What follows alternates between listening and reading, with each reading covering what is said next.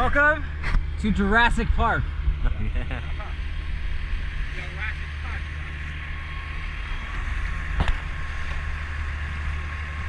I'm about to show you what it's like to catch a fish that's over 30 pounds when you're not prepared for it. And I wish I saw this video before I went down to Baja and targeted anything over 20 pounds.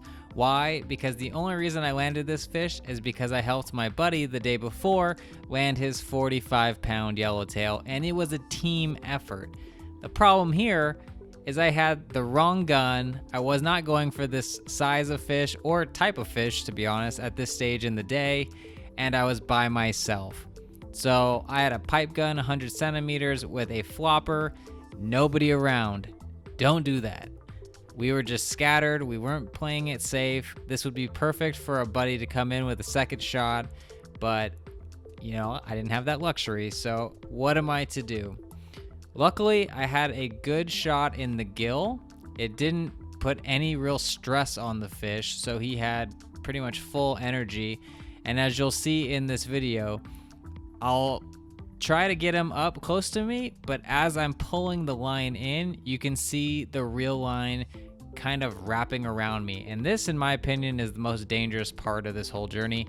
I was trying to figure out line management for the first time with a fish that if it wrapped around and I wasn't able to cut myself away, could be some serious drownage action. So I didn't want that to happen, of course. So I'm being very conservative, and I'll just let you kind of watch and see how I approached it. And if you have any advice and tips of how I could have done it better, let me know in the comments right now.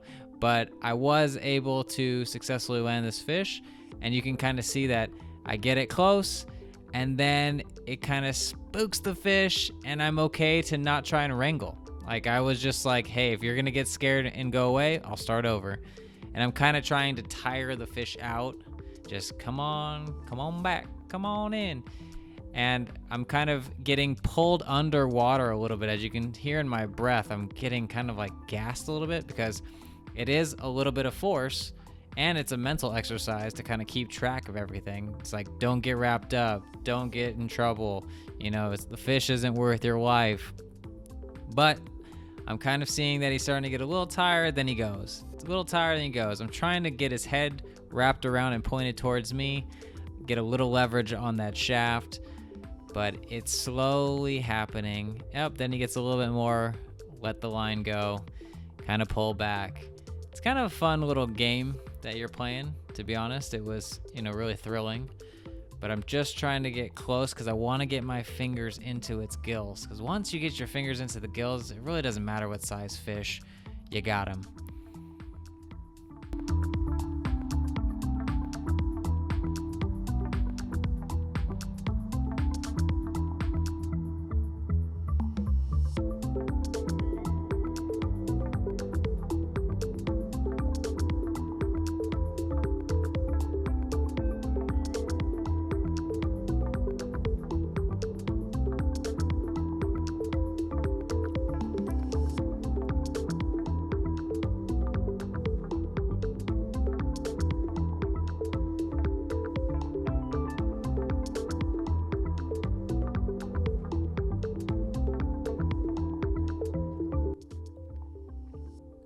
One thing to think about here is just be calm.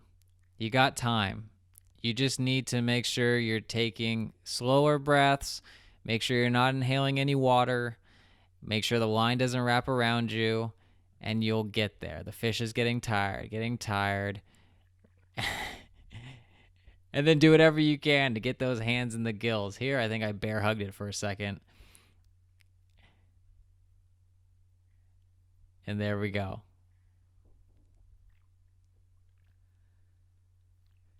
Here, I'm trying to get my bearings, and then I'm trying to get my knife.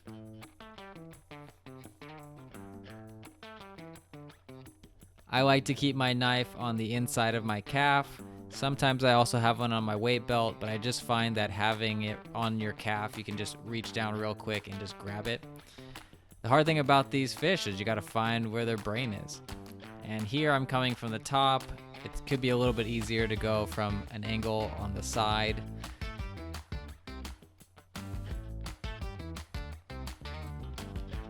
Right there, I was trying to get the pongadero to come over to me to help out a little bit.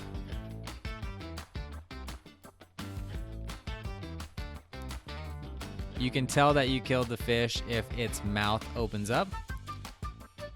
And then what you want to do to make sure the flesh is really tasty for eating is to bleed it.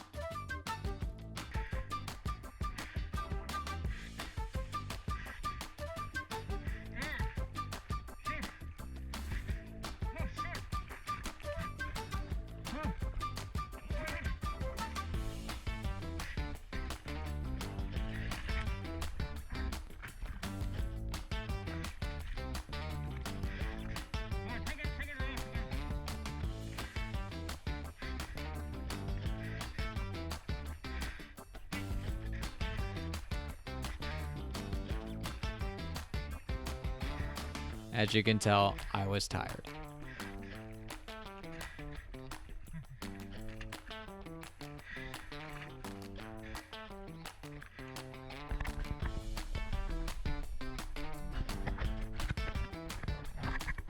And the answer is, it's going up, it's going up. It's going up. 34. Nice. Oh wait, 34.5. Yeah.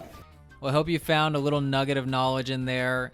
When you go after the bigger fish, just make sure you team up with a buddy, take your time, and have situational awareness of what's going on around you.